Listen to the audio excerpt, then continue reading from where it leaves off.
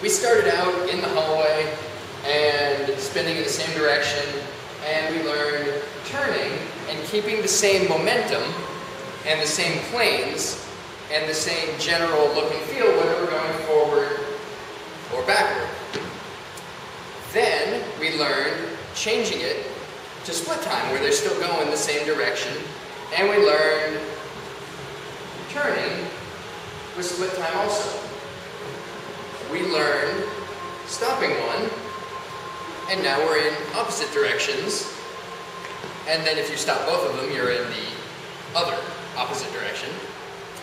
We learned changing from these opposites to these butterflies, and what that is just the same timing, same direction, but you turn your body a quarter turn and take one across. And these are really good for quarter turns because you can get from these opposites to these butterflies, to these other opposites, to these other butterflies, with these little quarter turns that are kind of bite-sized and nice. Yeah. We learned, let's see, we learned moving in this kind of corkscrewy way. We also learned straightening that corkscrew up and getting it into a windmill. And then we started to learn, and this is a good one to keep on practicing, moving from split time into windmills. In split time. So, we also learned this other way, sort of a more flourishy way of turning from forward to backward by sticking out your hands to get 10 behind you and turning very patiently. Likewise, you can turn the equivalent forward, backward to forward with the slay the orc in the sword in the scabbard technique. We learned about stalls and about how to achieve a stall by clapping when your poi is where your hand will go. You start your motion when your poi is at where your hand is going to. And that can be anywhere. You just have to deal with it stopping there. Dan, before you go on, can you show us what putting the sword in the scabbard? Yeah, okay, so sword in the scabbard is broken down. It's you put your swords in your scabbards, sort of like hitting your butt with your poi, turn around, take them out, and slay the orcs +3. So together, that looks like aim for your butt, turn and miss, spinning forward. Yeah. And you can combine these things into repetitions. Likewise, you can combine these things into small, bite-sized, repetitive motions that you can just trance out on for a few minutes.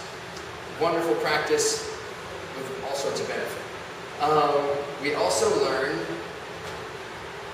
this two-beat weave, where both hands are making this infinity shape, like where one hand can make an infinity shape, two hands can follow, like see how my left hand is just following my right hand. This is a two-beat weave. If I do that same exact thing with poi, I get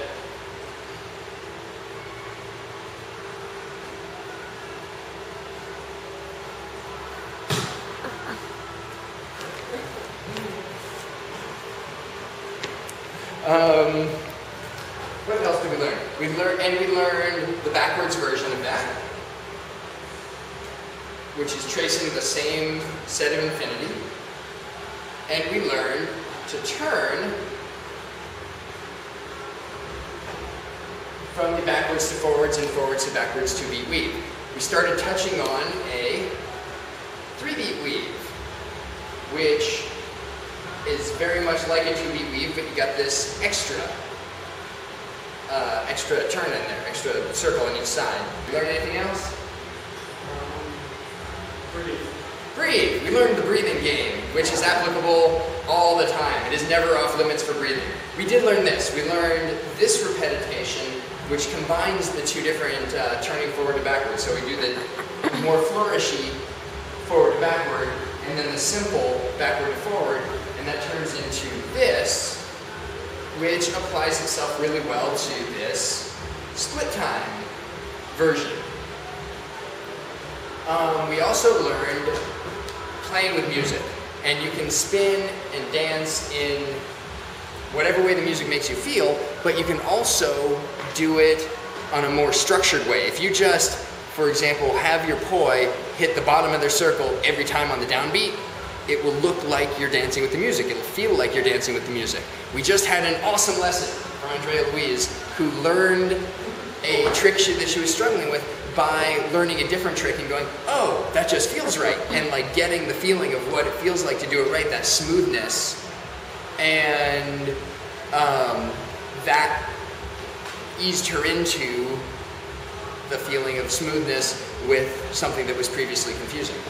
Just for me again, we can do that one. Sure. So, the other possibility of combining space and time is, so here we are spinning opposites, here we are spinning opposites, but it's together time, so we can also do split time. And the difference is, now it's the poi heads are meeting at 3 o'clock and 9 o'clock instead of 6 and 12. With that, your motion becomes more side to side, and also your hands are more side to side. Like with the up and down butterfly, you have, see how my hands are one on top of the other? And with this one, hands are more side to side of each other. We learned that you can shorten your poi for short living rooms, low ceilings, or also just to produce a different effect. Oh, we also learned this one, which can also be done backwards. Yes. I think that might be what we learned.